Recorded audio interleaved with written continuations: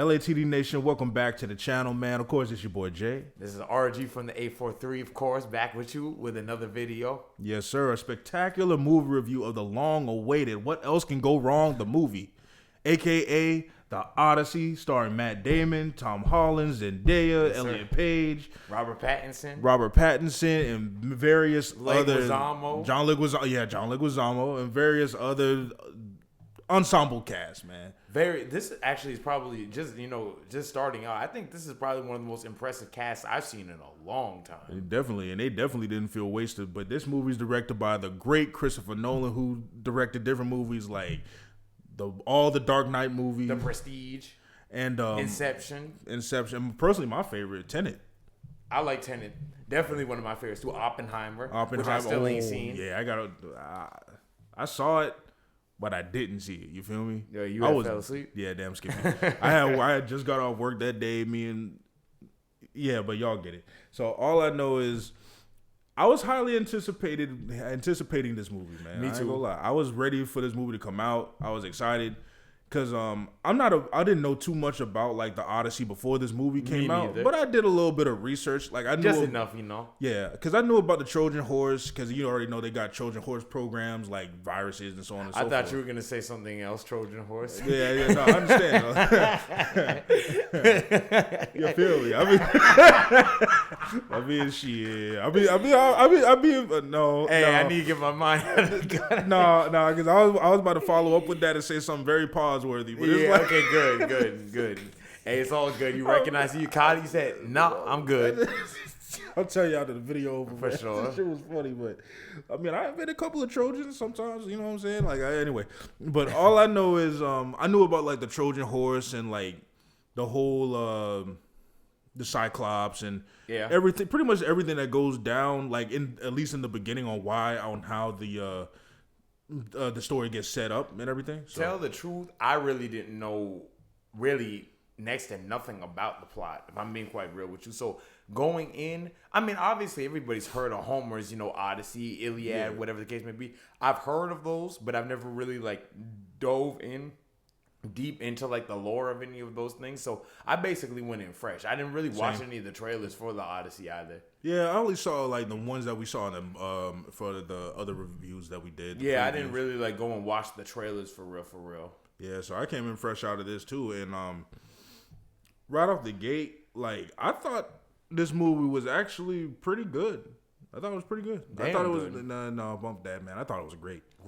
I thought it was amazing. Yeah. Like it's one of the best, easily one of the best movies of the years. I'm sorry that we had to get into spoilers already with with the rating and everything, but this was very high heat for me, man. Oh yeah, no, this movie, and like I said last night when I told you, this movie right here is the reason you go to the theater. Like this thing right here had everything you would want in a film: a great cast, great cinematography, direction, a sense of scale. It felt like a real blockbuster of a movie. Right, I agree. Like it's not just based around the action and around the spectacle of the the original poem.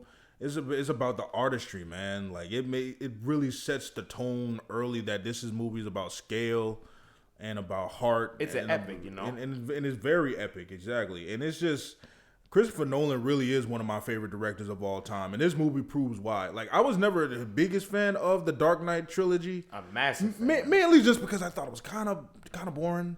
Oh no, the Dark Knight is. I'd say The Dark Knight is my favorite superhero movie ever. I just recently rewatched. Oh yeah. I would definitely say that. I mean, I've seen Dark Knight Rises. I've never seen the original one with Heath Ledger. Batman Begins, Dark Knight Rises. Seen the movies each way too many times a piece. Yeah, no. I'll watch the original ones then. I'll say that then. I'll watch the original ones. I'll come back, maybe post a TikTok about it. I don't know. Shout out to TikTok. You know what I'm saying? LATD 843. But anyway, this movie like really shows like how the groundedness and how the realism that he tries to to make his movies. It fits here way better than it did in The Dark Knight Rises for me. Okay, and it's because. This is all about Odysseus, the king of Ithaca, trying to get back home after a 10-year Trojan War. If y'all didn't know the source material, and like I mentioned before, this movie should literally be called what else can go wrong in the movie? Because or man, damn if you do and damn if you don't. Or he can't win can't win for losing. Yeah, because they might have won the war, but did they really win? Imagine, because of course, no spoilers, but just know once the war is over, that's the least of their problems. You know, like their problems are really just beginning. Because they go to different islands and everything, trying to scrounge for food and everything. Because in original source material, it's because they killed the Cyclops. So, and then now they make the gods, or they make Poseidon mad because the Cyclops is Poseidon's son in the Greek mythology. And it's just the funniest thing how just they go from bad to worse. For sure. Because there's like a whole scene where like Odysseus, you see that he's a good king. Like he seems like a good dude on the surface. But the more you get into this movie and the more he makes decisions, it's always the dumbest one. What are you doing? Like, yeah, exactly. Because when they encounter there were some things he did where it's like I literally threw my hands and I'm like, nigga. Yeah, exactly. I said the same shit. I said, man, I like Odysseus, but man, this man kind of ain't shit. But that's how great Damon's performance is, because it's like his very nuance. I see why Christopher Nolan had cast him. I'm surprised there wasn't more controversy about, casting of, a certain demographic when it comes to like most of the actors, Yeah, there was. There was? Of course. I don't remember hearing. This is a Greek film with black people in it, brother. Of course, they was mad with motherfucking Yasuke. Well, you think they could be mad with? I don't remember seeing that, but maybe it's because I didn't pay attention. But I definitely didn't. I just heard it because of Double Toast's video. Oh, okay, yeah. Matt Damon, though, great. Of course, one thing about Matt Damon is that he's always been, reliably likable. Pretty much in any movie that he's ever been in, and this movie there's no exception. He's very much likable but flawed.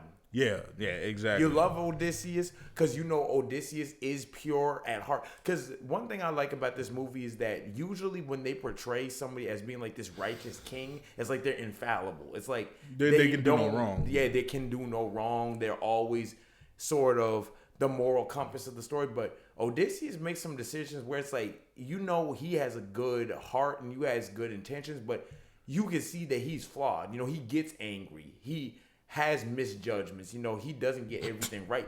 And that's one thing I really like about him. And his men especially pay for it, but I'm not going to say too much about that. Yeah, because it's like, his men is just, they try to help him, they try to have his back and everything, and they're like the only friends he really even has. I mean, especially after the 10 war, years. 10 years. Because like one thing I like about Matt Damon's performance, he always has that little, even though they won the war, he always has this look of guilt on his face, like, for sure. What the hell did we just do? Yeah, what did we do, and what did it cost us? Yeah, exactly. Because the one thing this movie does really well is it changes like tones a lot, not a lot, but it's good at changing different tones and making it make sense for like what's going on. Yeah. For example, it meets its moment. Exactly, like because when the intense scenes, they're ramped up, they're intense. Like they'll have you on the edge of your seat. Just simply trying to escape something is just run away from something is intense enough. They're just running through motherfucking trees, and that makes it cool. Like I remember, like maybe this is a tad bit of a spoiler.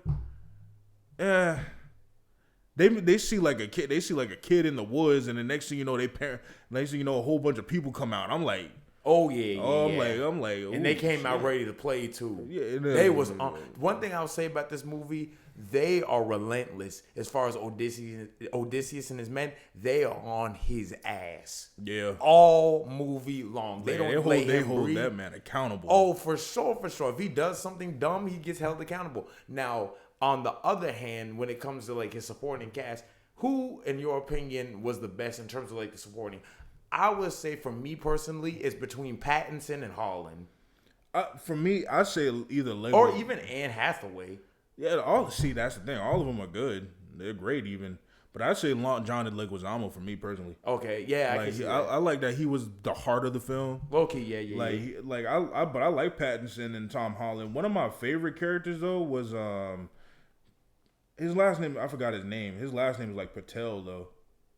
He was like pretty much his right hand man. Okay, here you go. Him is Patel right here. Yeah. Oh, like I loved him. Yeah, exactly. He was easily one of my favorite characters.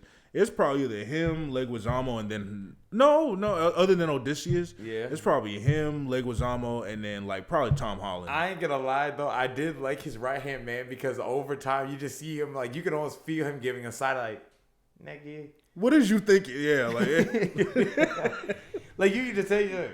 What? That's what I like because Odysseus is initially depicted as this righteous, all-knowing sort of individual that everybody respects. But over time, the more decisions that he makes and the more and more he screws stuff up, the more and more people are starting to kind of question him. You could tell that they still love Odysseus, but they're starting to wonder, this nigga lost his mind. Yeah, that's why I was kind of thinking like, Odysseus kind of ain't shit. Like, like low key, he's a good dude that has a good heart, but like you mentioned, he's just making a whole bunch of missteps from time after time, and they say it's because of his pride and his hubris, you know. So at least that's how it was in the original poem. It was all about his hubris and pride, and that's why things kept happening. But for him, they kind of hint at it here, but for him, it's just like he wants to get back home his way, you know, and it's which I think that makes sense because when you think about like what he's dealing with, like the guilt and the shame, because it's like he wants to come home, but he doesn't know if he's coming home as the same man, right? Because they even hint at that in the movie too, because a lot of because his, like you mentioned, his soldiers really do love him. It's just, bro, you kind of want thin ice, yeah, and it's another character I really like was Telemachus. Boom. His son. Played by Tom Holland. Yeah, played by Tom Holland. He was another good character in here. He's the heir to the throne, but of course it's that classic overthrow story. You know, he ain't come back, so it's time to get the main heir out of here. So Robert Pattinson's character Antinous can come in and usurp the throne. Bum ass nigga. Yeah, tell them what you told me. Nah, because basically what the movie is, in the 20 years since Odysseus has been gone, obviously the throne has been left empty, and technically because Odysseus isn't there, Telemachus can't assume the throne. So the throne has pretty much been left empty. So there's a bunch of suitors by Zeus's law, which bumped Zeus's law. I was so tired of hearing about that after a while. Zeus's law permits them to stay in this nigga's house, eat his food, drink his alcohol, and plot on his wife and kid for years upon years on years. Zeus permits you to be that much of a bum. Imagine being that much of a bum that you living in somebody's house literally rent-free for years and plotting on the wife. And mind you, you met him as a kid too. He told you not to go to war because he wanted you to protect everything going on in Ithaca. And this is how you reward this nigga? And on top of that, imagine being Odysseus and coming home to see that. Exactly. And the thing is, he was supposed to go to war, but he had like made a plan to say that why he couldn't. And Sinon, Elliot Page's character, as a kid, took his place. Yep. And man, and he gets it the worst. Oh yeah. He gets it like in the first. Spoiler. Yeah. But all I know is like Robert Pattinson's character Antinous he's a great villain. Like damn good villain. He reminds me of Macronus. Yeah. In a way, I wouldn't say that. In terms of the madness of the character. Oh yeah, definitely. But Macronus was more of he had more backbone and spine than he did. Oh Macronus, this was a coward, right? Yeah. No, sure. Macronus. If y'all seen Game of Thrones, which I love that show, I'm on season 6. Like he's more like I'm talking about. Was it Macronus in Gladiator 2? Yeah. I'm talking about Antinous is like Joffrey Baratheon from Game of Thrones. I need to watch Game of Thrones. Like, I'm getting ready to start. Yeah, man, because Joffrey Baratheon, if y'all seen the show, he's this spoiled, pretty much a spoiled rich kid who becomes king, and is on everything that was foreshadowed to be about him before he became king got elevated here, because this man is a coward and he's sadistic, just like this dude here. He's megalomaniacal, but the difference is Antinous almost doesn't really become king. Like he's a coward because he's a even piece of towards shit. the end of the movie when it was time to actually fight, he was kind of just like hiding, you know. Oh yeah. Pushing other people away. Yeah. Pick up the spear. Get the sword. Pause. Get that guy. He's over there. You know what I'm saying? I'm like, bro, you supposed to be the mastermind behind this shit. If you don't go kill this nigga yourself. Facts, exactly. Because I mean, Odysseus shows you when it's wartime, it's wartime. But I really do like Odysseus' growth throughout this movie because you really do see the effect of like. You see that he's not the man that he was when he left. Exactly. By the time he's come home 20 years later, he has a whole different perspective. Exactly. And that's one thing I really like is the characterization, which I think Nolan has always done a really good job in his movies anyways. So it's great to see it continued here. Another thing I like too was the cinematography of it. Like, especially with perfect cinematography. Especially because they make you feel like you in the whole, you along the ride with the soldiers. You you with the soldiers in a dark cave, in the horse itself. Like in the war, it's picture perfect, and the sound is loud too. No, for real. And it makes sense because when the Cyclops is yelling, it feels like you can feel it. Like you felt like you was actually there. It's immersive. Because like I told you, I was like, that's one of the most like almost blood curdling things I've heard in a movie in a very long time. Yeah, I don't even know how to describe it for real. And he was spoilers. Well, I guess. I mean, the Cyclops can talk. Yeah, I think that's been depicted in other media. It has. But the thing is, like when they're like, it has a bunch of horror elements in it too. It's a myriad of movies mixed or genres of movies mixed into one, and that's what. And normally that would be like. That would kind of make it a mess and jump all over the place, but it works here. Mm-hmm. It works perfectly because of the whole the fact that it's an adventure movie. They go to different islands. Different islands is unpredictable. It gives certain things. You might have action here. You might have horror there. You might have romance here and there and everything because there's a whole siren song scene in there. And it's like, this movie really is amazing. Yes. But with all that being said, I got some criticisms of the movie. I was about to say that. I saw where you were going, but my criticism that... Right. I guess it depends on how you feel. Because I feel like it wasn't to the movie's detriment, but it was different from what I expected.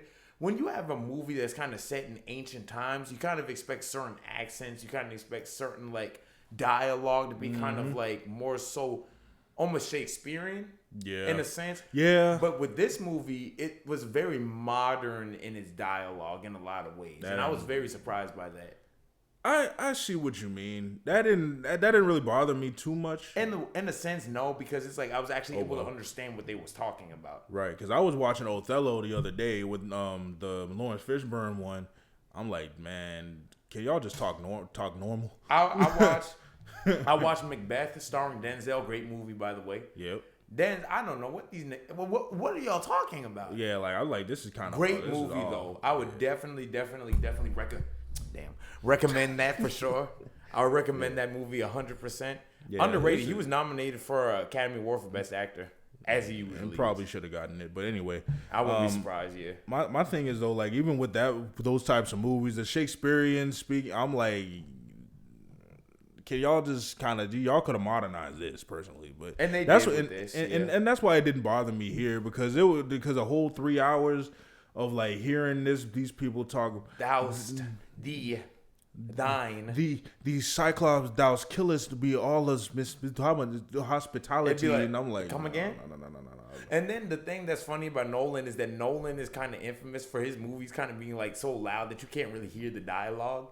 But it works here. Oh, here you can hear it. Like this is probably the clearest I've ever heard Nolan dialogue ever. Another praise I want to give this movie is how I mentioned like it shifts tones, not a lot, but it can go from you feeling triumphant to you feeling sad too. Oh, for sure. Because it snatches the rug out from under you. Yeah, because I remember watching when the actual war scene happened.